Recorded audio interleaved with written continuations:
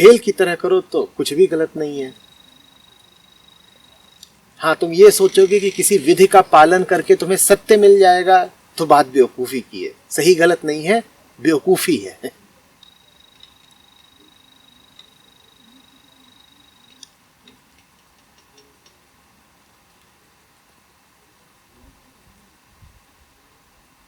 कैसे विधि से विधि कौन सी विधि, कैसे विधि? 50 विधियां होती हैं कि ये तरीका करो इससे कुछ हो जाएगा, वो तरीका लगाओ, ये करो। नए तरीके नहीं लगाने होते। पुराने जो तरीके तुम लगाए ही जा रहे हो, उनकी निस्सारता को पहचानना होता है। यहां कोई ऐसा नहीं बैठा जो जीवन में तरीके लगाए ही नहीं जा रहा। किसी का तरीका है काम वासना, किसी का तरीका है पैसा, किसी का तरीका है ज्ञान, किसी का तरीका है भ्रमण। ये सब तरीके ही है ना, कि इस तरीके से आनंद मिल जाएगा, पूर्णता मिल जाएगी, चैन मिल जाएगा। इन तरीकों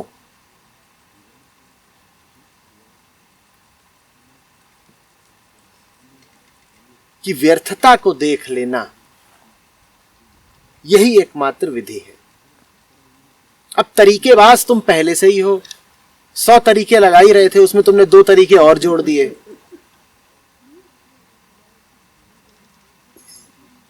ये थोड़े ही तुम्हें काम देगा।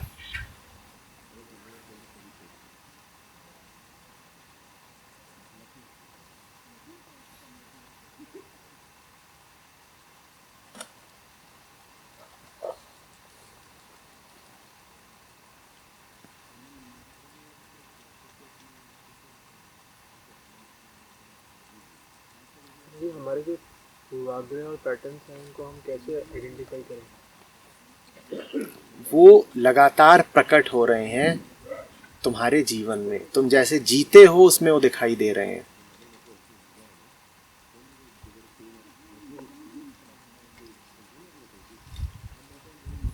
और जैसे जी रहे हो वो चीज तो सामने ही है ना। कोई आग सेक रहा है, कोई नहीं सेक रहा है, तुम्हें क्या लग रहा है ये यूं ही है? इसके पीछे तुम्हारे मन की वृत्तियां हैं, विचार हैं, धारणाएं हैं, संस्कार हैं, तमाम कारण हैं। देख लो कि तुमने क्या पहना है, देख लो तुम कहां बैठे हो, देख लो तुम्हारे मन में क्या उमड़ता घुमड़ता रहता है। उससे तुम्हें दिख जाएगा कि क्या पाले और पकड़े बैठे हो। और ये सब तो समक्ष है ना, देख ही सकते हो। क्या कर रहा हूं मैं सुबह से, क्या ये बात छुपी हुई है? प्रत्यक्ष है, देख सकते हो ना।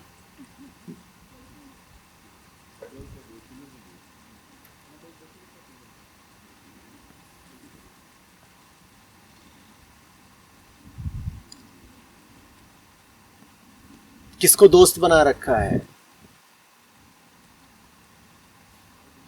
कहां काम करता हूं, क्यों करता हूं, किसके पीछे भाग रहा हूं, क्या अच्छा लगता है, क्या बुरा लगता है, ये सब बातें क्या तुमसे छुपी हुई हैं?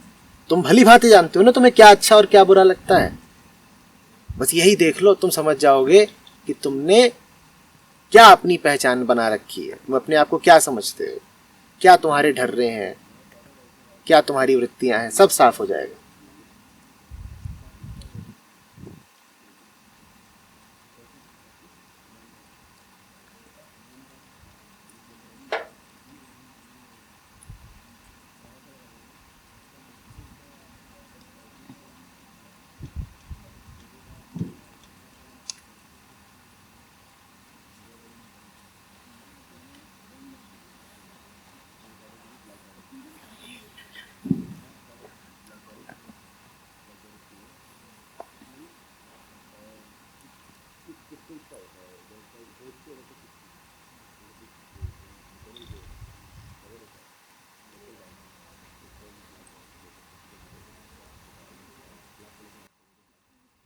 सुबह के समय जैसे बिस्तर में से उठ खड़े होकर के और इस आसन पर बैठ के ध्यान मुद्रा में आँख बंद करके बैठ गए, तो क्या ये करना सही है गलत है?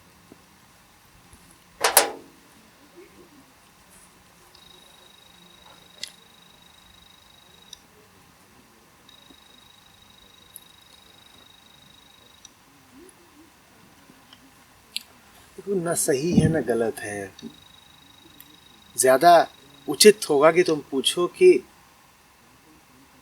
लाभप्रद है कि नहीं, प्रासंगिक है कि नहीं। तुम्हारा ध्यान अगर उन चंद मिनटों से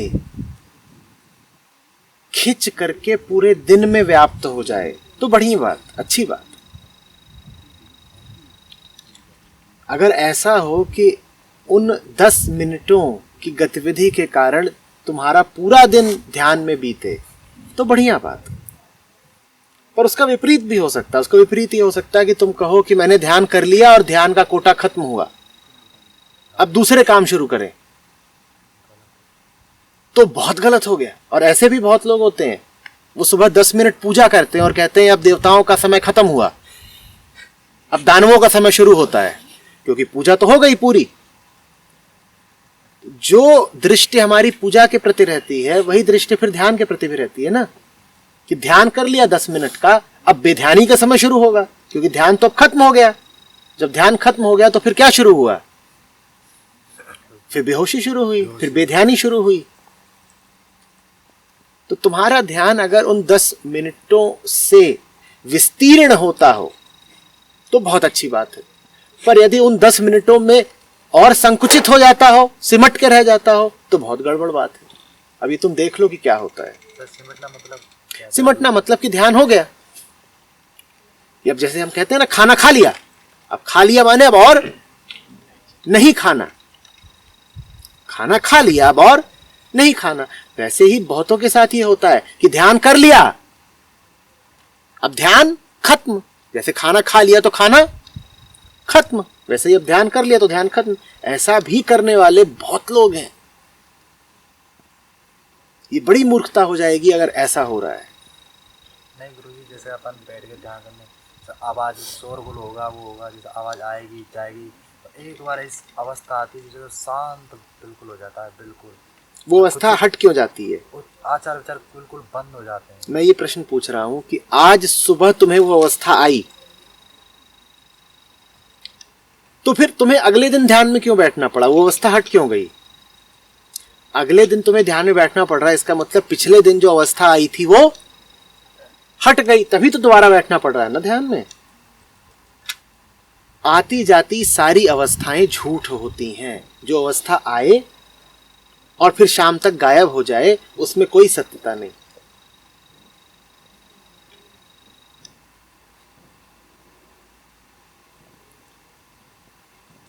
उसको तुम भ्रम ही जानना, उसको शांति का नाम मत देना।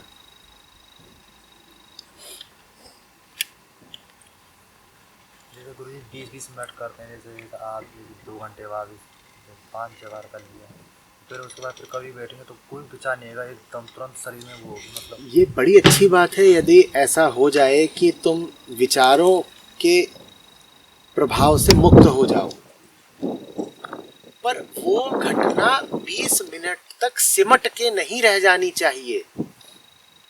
तुम्हारे ध्यान में सच्चाई कितनी थी ये पूरे दिन को देखने से पता चलेगा। क्या ऐसा हुआ है कि तुम्हारी शांति उन 20 मिनटों की मेहमान थी, या ऐसा हुआ है कि तुम्हारी शांति पूरे दिन के लिए थी? अगर पूरे दिन के लिए है तो प्यारी बात, अगर उन 20 मिनटों के लिए है तो भ्रम।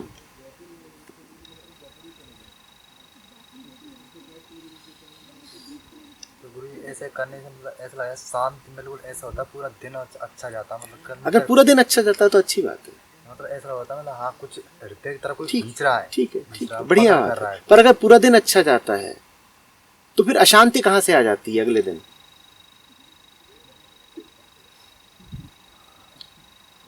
ये पता लगाना वो जरूरी है। कि ध्यान ने अगर शांति दे दी तो फिर उसके बाद अशांति कहां से आ गई, ये भी पता लगाना बहुत जरूरी है।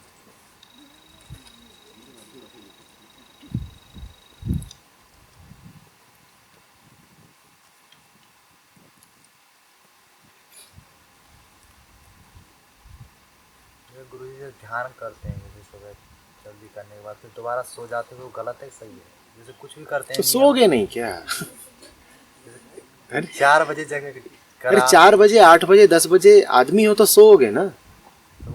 और ध्यान तुम कभी भी करो, हो सकता है कोई ध्यान के आधे घंटे बाद सो जाए, हो सकता है कोई ध्यान के 6 घंटे बाद सोए, कभी ना कभी तो सोओगे। नहीं गुरु जी उसकी नहीं कह रहा। हम्म जैसे गुरु जी ध्यान जैसे सुबह खड़े हुए अपन हम्म 4 बजे ध्यान करके फिर बिस्तर पे लेटे लेटे कुछ देख रहे हैं, अपन नींद आ गई सो गए अपन, तो कोई प्रभाव पड़ता है? ये गलत है सर। फिर वही तो कह रहा हूँ, ध्यान करा है तो क्या तुम्हारी सांस चलनी बंद हो जाएगी, भूख लगनी बंद हो जाएगी, सोना बंद हो जाएगा, पलक झपकना बंद हो जाएगा? ये सब तो होगा ना। हम्म?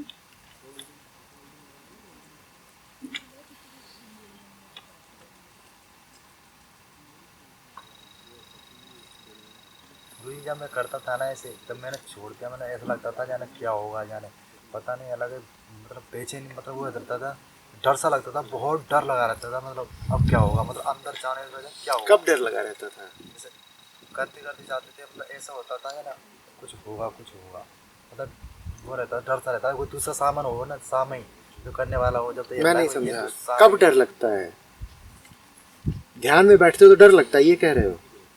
तो ये ध्यान कर लेने के बाद जब शरीर में एकदम वो आता है, शरीर में हाँ पूरा शरीर एकदम वो होता है, सुन्न सा हो जाता है जब करते हैं, जब बिल्कुल शिथिल हो जाता है बिल्कुल।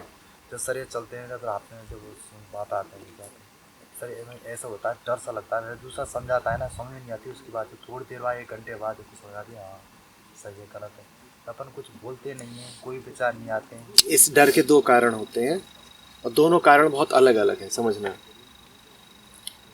पहला कारण तो ये है कि तुम्हें बता दिया गया है कि डर में ऐसी अवस्था आती है, ध्यान में ऐसी अवस्था आती है। बहुत साहित्य उपलब्ध है जो कह रहा है कि जब तुम ध्यान में गहरे जाओगे तो डर उठेगा, और ये तो हम अपने आप को ही समझा लेते हैं कि हम चूंकि ध्यान में गहरे जा रहे हैं तो डर उठेगा। ध्यान भी हमारे लिए उपलब्धि जैसी बात है। जैसे हमें तमाम चीज़ों की महत्वाकांक्षा होती है, वैसे ही ध्यान की भी। तो हम अपने आप को ही साबित करना चाहते हैं कि हमारा ध्यान गहरा है। अब अगर ध्यान गहरा है तो गहरे ध्यान में वो सब होना भी चाहिए जो कि साहित्य में लिखा है कि ध्यान की गहराइयों में होता है। साहित्य में लिखा है कि ध्यान की गहराइयों में डर उठता है, तो तुम अपने आप को बता देते हो कि मुझे डर लग रहा है। अन्यथा यह सिद्ध कैसे होगा कि तुम्हारा ध्यान गहरा है? और ध्यान का गहरा सिद्ध होना अहंकार के लिए बहुत जरूरी है। ध्यान यदि गहरा है तो अहंकार के लिए एक उपलब्धि हो गई ना। मैं कौन हूं? मैं बड़ा ध्यानी हूं, मैं गहरे ध्यान में उतरता हूं। और गहराई में तुम्हें बता दिया गया था पहले ही कि डर है, तो तुम अपने आप को कहोगे देखो मुझे भी डर लगा, वो तो लगना ही था क्योंकि मैं गहरा ध्यानी हूं। तो एक कारण ये हो सकता है। और दूसरा कारण ये होता है कि ध्यान की गहराइयों में वास्तव में डर होता है। डर इसलिए होता है क्योंकि तुम्हें दिखता है कि बहुत चीजें जो पकड़े बैठे हो वो छूट रही हैं। जो ध्यान में गया उसे दिख जाएगा कि जीवन में अधिकांश कचरा ही भरा हुआ है। स्पष्ट हो जाएगा ये कचरा है। जब स्पष्ट होता है कचरा है तो ये भी दिख जाता है कि छूटेगा। लेकिन वो वृत्ति भी अभी विद्यमान है जो छोड़ना चाहती नहीं, तो वृत्ति डर जाती है। जैसे किसी चोर की चोरी पकड़ी गई हो, जैसे रासफाश हो गया हो तो डर लगेगा ना। जैसे किसी का झूठ खुल गया हो तो डर लगेगा ना।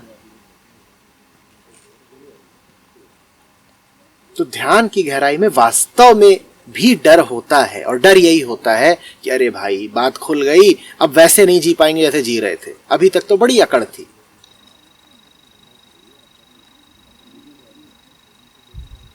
गुरुजी जैसे अपन करते हैं, मतलब ये कर रहा वो हो रहा है ऐसे, तो मन में कभी एक विचार उठते हैं ना, कभी इसको तरह मतलब सोचो मतलब क्या मतलब कुछ हो रहा है, तो जो कर रहा है परमात्मा कर रहा है, हम नहीं कर रहे। जो उसकी मर्जी है करने वाला हुआ है, हम तो एक वो है, तो उसके ऊपर समर्पित कर देते हैं।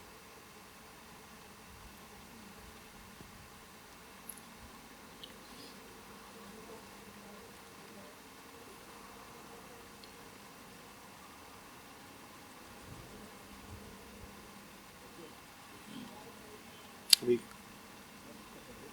रात का भोजन करोगे, तीसरी रोटी के बाद चौथी मंगाओगे तो परमात्मा मंगा रहा है कि तुम मंगा रहे हो?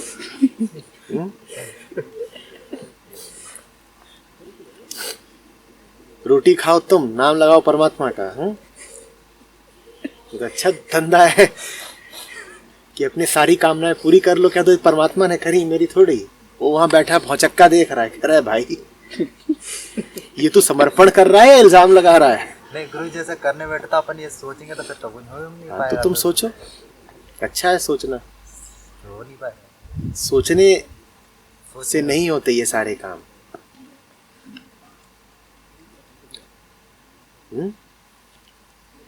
किसी की छाती में छुरा उतार दो, कहो परमात्मा का हाथ, परमात्मा का छुरा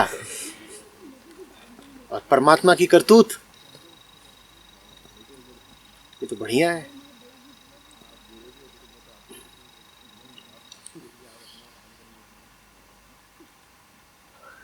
गुरु जी, जैसे उससे करने बस से एक काम तुम कभी नहीं करते। एक सज्जन थे, वो अपने बेटे को लेके बड़े परेशान। मैंने कहा आपका है ही नहीं, परमात्मा का है। बोले ये बात कैसे कह दिया, हम में कोई कमी है क्या कि हमारा नहीं है? बाकी सब काम तुम परमात्मा के मत्थे मढ़ देते हो। बच्चा परमात्मा का है ये मैंने बोल दिया तो बड़ा बुरा लग गया। अपने पौरुष पे आंच आती है। हम परमात्मा के पास थोड़ी गए थे, काम हम खुद कर सकते हैं।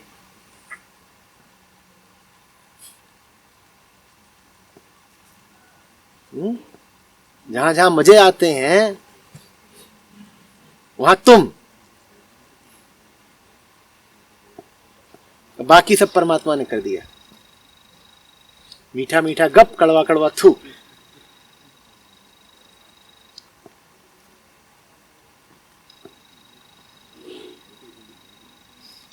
खलील जिब्रान का लेख है एक छोटा सा, उसकी शुरुआत ही ऐसे होती है, your children are not your children. वही उन सज्जन को भेजा था मैंने, वो आहत हो गए। बोले ये आपने, मैं पहले वाक्य से आगे बढ़ ही नहीं पाया, क्या भेज दिया।